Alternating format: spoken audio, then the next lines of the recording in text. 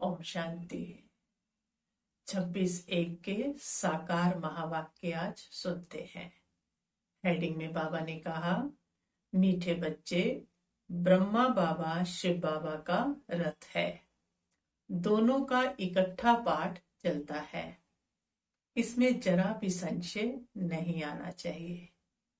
प्रश्न दिया बाबा ने, मनुष्य दुखों से छूटने के लिए कौन सी युक्ति रचते हैं जिसको महापाप कहा जाता है। उत्तर में बाबा ने बताया, मनुष्य जब दुखी होते हैं तो स्वयं को मारने के अर्थात खत्म करने के अनेक उपाय रचते हैं। जीव घात करने की सोचते हैं।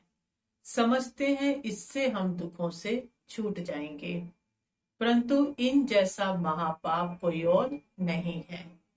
वो और ही दुखों में फंस जाते हैं, क्योंकि ये है ही अपार दुखों की दुनिया। ओम शांति। बच्चों से बाप पूछते हैं, आत्माओं से परमात्मा पूछते हैं, ये तो जानते हो कि हम परम पिता परमात्मा के सामने बैठे हैं। उनको अपना रथ तो है नहीं। ये तो निश्चय है ना कि इस भ्रकुटी के बीच में बाप का निवास स्थान है। बाप खुद कहते हैं, मैं इनकी भ्रकुटी के बीच में बैठता हूं, इनका शरीर लोन पर लेता हूं। आत्मा भ्रकुटी के बीच है तो बाप भी वहीं बैठते हैं। जहां ब्रह्मा बाबा है, आत्मा है ब्रह्मा बाबा की, वहीं पर बाबा कहते हैं मैं भी बैठता हूं। ब्रह्मा है तो शिव बाबा भी है। ब्रह्मा नहीं हो तो शिव बाबा बोलेंगे कैसे? क्योंकि वो आत्मा चेतनता है उसकी, वो आत्मा बैठी है तो बाप भी आकर साथ बैठकर बोलते हैं। बाबा कहते हैं कि ब्रह्मा नहीं तो शिव बाबा बोलेंगे कैसे? ऊपर में शिव बाबा को तो सदैव याद करते आए। अब तुम बच्चों को पता है हम बाप के पास यहाँ बैठे हैं। ऐसे नहीं कि शिव बाबा ऊपर में है, उनकी प्रतिमा यहाँ पूजी जाती है। ये बातें बहुत समझने की है। तुम तो जानते हो बाप ज्ञान का सागर है। ज्ञान कहाँ से सुनाते हैं? क्या ऊपर से सुनाते हैं? यहाँ नीचे आया है, ब्रह्मा तन से हमको सुनाते हैं। कई कहते हैं हम ब्रह्मा को नहीं मानते, परंतु शिव बाबा खुद कहते हैं, ब्रह्मा तन द्वारा की मुझे याद करो। ब्रह्मा तन के द्वारा ही तो बोलते हैं, मुझे याद करो। ये समझ की बात है ना। लेकिन माया बड़ी जबरदस्त है, एकदम मुंह फिराकर पिछाड़ी करा देती है। अब तुम्हारा कान शिव बाबा ने सामने किया है, अपने सामने किया है, सम्मुख बैठे हो, फिर जो ऐसे समझते हैं ब्रह्मा तो कुछ नहीं, उनकी क्या गति होगी, दुर्गति को पा लेते हैं। कुछ भी ज्ञान नहीं है। मनुष्य पुकारते भी हैं ओ गॉड फादर, फिर वो गॉड फादर सुनता है क्या? उनको कहते हैं ना लिबरेटर आओ, या वहां बैठे लिबरेट करेंगे? कल्प कल्प पुरुषोत्तम संगम युग पर ही बाप आते हैं। जिनमें आते हैं उनको ही अगर उड़ा दे तो क्या कहेंगे? नंबर 1 तमो प्रधान। निश्चय होते हुए भी माया एकदम मुंह फेर देती है। इतना उसमें बल है जो एकदम बर्थ नॉट ए पैनी बना देती है, कोड़ी जैसा बना देती है। ऐसे भी कोई ना कोई सेंटर्स पर हैं, ऐसे हैं कई। इसलिए बाप कहते हैं खबरदार रहना। भले किसी को सुनाते भी रहें सुनी हुई बातें, परंतु वो जैसे पंडित मिसल हो जाते हैं। जैसे बाबा पंडित की कहानी बताते हैं ना, उसने कहा राम राम कहने से सागर पार हो जाएंगे। ये भी एक कहानी बनाई हुई है। इस समय तुम बाप की याद से विशेष सागर से क्षीर सागर में जाते हो ना। उन्होंने भक्ति मार्ग में ढेर कथाएं बना दी हैं। ऐसी बातें तो होती नहीं है, ये कहानी बनी हुई है। पंडित औरों को कहता था खुद बिल्कुल चट खाते में, खुद विकारों में जाते रहना और दूसरों को कहना निर्विकारी बनो, उसका क्या असर होगा। ऐसे भी ब्रह्मा कुमार कुमारियां हैं, खुद निश्चय में नहीं और दूसरों को सुनाते रहते हैं। इसलिए कहां कहां सुनाने वाले से भी सुनने वाले तीखे चले जाते हैं। जो बहुतों की सेवा करते हैं वो जरूर प्यारे तो लगते हैं ना। पंडित झूठा निकल पड़े तो उनको कौन प्यार करेंगे। फिर प्यार उन पर चला जाएगा जो प्रैक्टिकल में याद करते हैं। अच्छे अच्छे महारथियों को भी माया हप कर लेती है। बहुत हप हो गए। बाबा भी समझाते हैं अभी कर्मातीत अवस्था नहीं हुई है। एक तरफ लड़ाई होगी, दूसरी तरफ कर्मातीत अवस्था होगी। पूरा कनेक्शन है लड़ाई के साथ। बाबा कहते हैं फिर लड़ाई पूरी हो जाने से ट्रांसफर हो जाएंगे।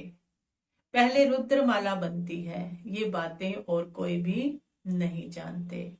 तुम समझते हो विनाश सामने खड़ा है। अब तुम हो माइनॉरिटी और वो है मेजॉरिटी। तो तुमको कौन मानेगा। जब तुम्हारी वृद्धि हो जाएगी फिर तुम्हारे योग बल से बहुत खींचकर आएंगे। जितना तुमसे कट निकलती जाएगी उतना बल भरता जाएगा। ऐसे नहीं बाबा जानी जाननहार है। यहाँ आकर सबको देखते हैं, सबकी अवस्थाओं को जानते हैं। बाप बच्चों की अवस्था को नहीं जानेंगे क्या। बाबा को तो सब पता है ना, सब कुछ मालूम पड़ता है। इसमें अंतर्यामी की कोई बात नहीं है। अभी तो कर्मातीत अवस्था हुई नहीं है। आसुरी बातचीत चलन आदि सब प्रसिद्ध हो जाते हैं, सब पता चल जाता है। तुम्हें तो दैवी चलन बनानी है। देवताएं सर्वगुण संपन्न है ना, अब तुमको ऐसा बनना है। कहाँ वो असुर और कहाँ वो देवताएं। परंतु माया किसी को भी छोड़ती नहीं है, छुई मुई बना देती है, एकदम मार डालती है। 5 सीढ़ी है ना, देह अभिमान आने से ऊपर से एकदम नीचे गिरते हैं। गिरा और मरा। आजकल अपने को मारने के लिए कैसे कैसे उपाय रचते हैं। 21 माले से कूदते हैं तो एकदम खत्म हो जाएं। ऐसा ना हो फिर हॉस्पिटल में पड़े रहें, दुख भोगते रहें। अगर मरे ना तो कितनी बुरी हालत होगी। 5 मंजिल से गिरे और ना मरे तो कितना दुख भोगते रहेंगे। कोई अपने को आग लगा देते हैं। अगर कोई उनको बचा लेते हैं तो उनको कितना दुख सहन करना पड़ता है। जल जाए तो आत्मा तो भाग जाएगी ना, इसलिए जीव घात करते हैं, शरीर को खत्म कर देते हैं। समझते हैं शरीर छोड़ने से दुखों से छूट जाएंगे, परंतु ये भी महापाप है। और भी अधिक दुख भोगने पड़ते हैं, क्योंकि ये है ही अपार दुखों की दुनिया। वहां है अपार सुख। तुम बच्चे समझते हो अभी हम रिटर्न होते हैं, दुख धाम से सुख धाम में जाते हैं। अब बाप जो सुख धाम का मालिक बनाते हैं उनको याद करना है। इन द्वारा बाप समझाते हैं, चित्र भी है ब्रह्मा द्वारा स्वर्ग की स्थापना। तुम कहते हो बाबा हम अनेक बार आपसे स्वर्ग का वर्षा लेने आए हैं।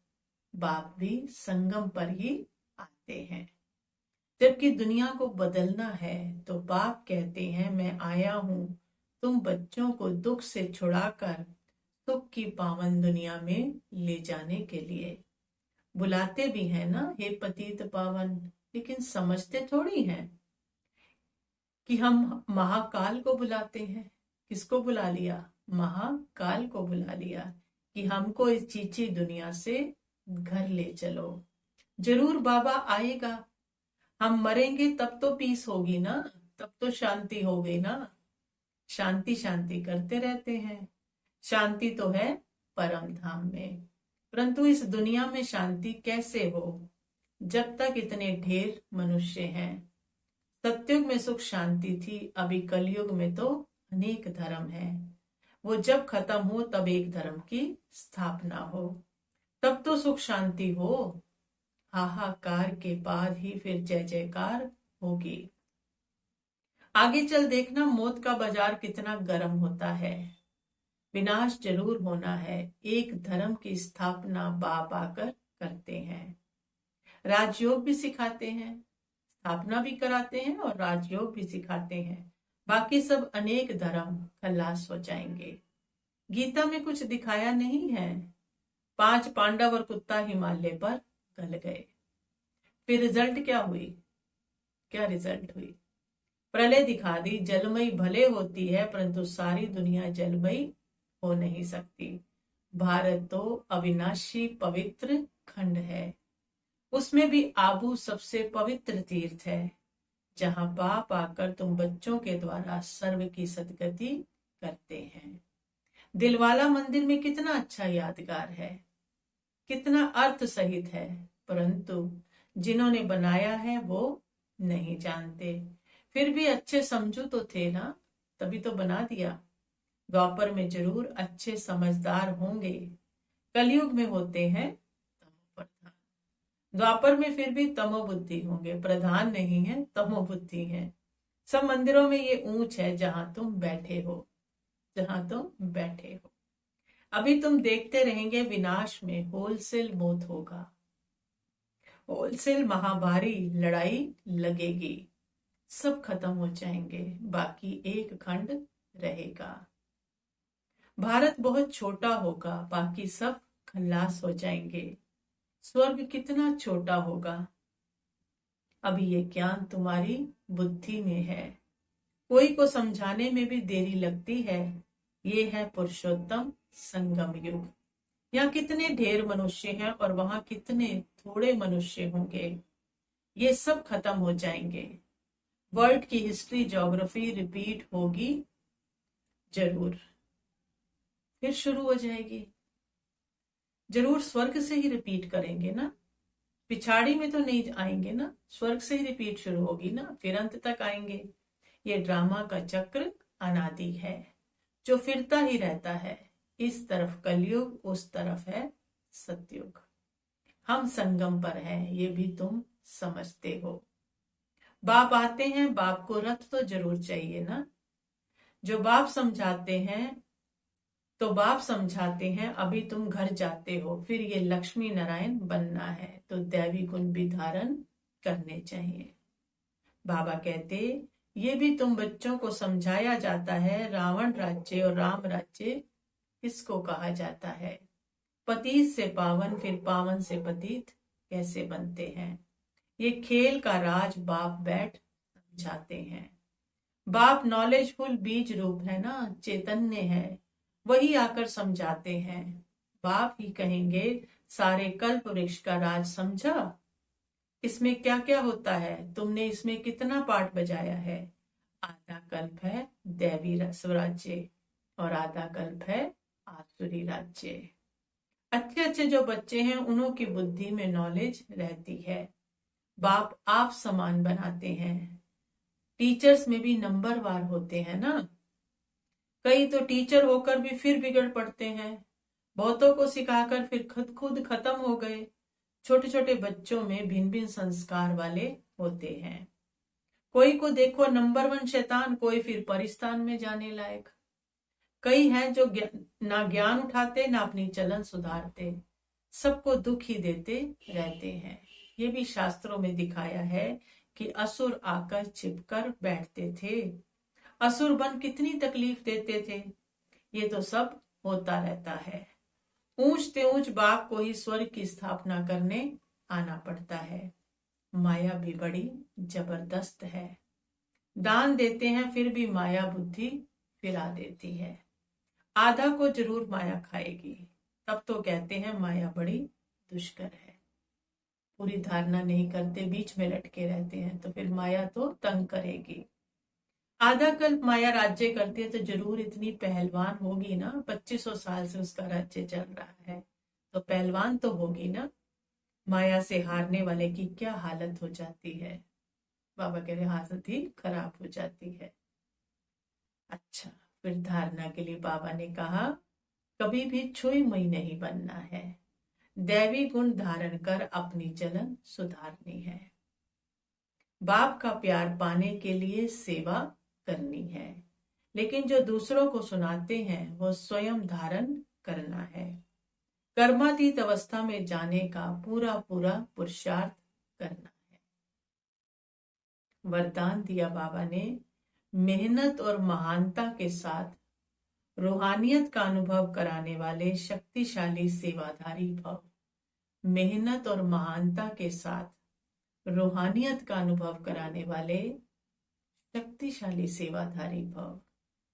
बाबा कहते, जो भी आत्माएं आपके संपर्क में आती हैं उन्हें रूहानी शक्ति का अनुभव कराओ। ऐसे स्थूल और सूक्ष्म स्टेज बनाओ जिसमें आने वाली आत्माएं अपने स्वरूप का और रूहानियत का अनुभव करें। ऐसी शक्तिशाली सेवा करने के लिए सेवाधारी बच्चों को व्यर्थ संकल्प, व्यर्थ बोल, व्यर्थ कर्म की हलचल से परे एकाग्रता अर्थात रूहानियत में रहने का व्रत लेना पड़े। इसी व्रत से ज्ञान सूर्य का चमत्कार दिखला सकेंगे। जब ये व्रत लेंगे कि कभी व्यर्थ में नहीं जाएंगे, व्यर्थ बोल नहीं होगा, व्यर्थ कर्म नहीं होगा, तो बाबा कहते हैं फिर ज्ञान सूर्य का हम चमत्कार दिखा सकेंगे। स्लोगन दिया बाबा ने, बाप और सर्व की दुआओं के विमान में उड़ने वाले ही उड़ता योगी हैं। बाप और सर्व की दुआओं के विमान में उड़ने वाले ही उड़ता योगी हैं। अच्छा, ओम शांति।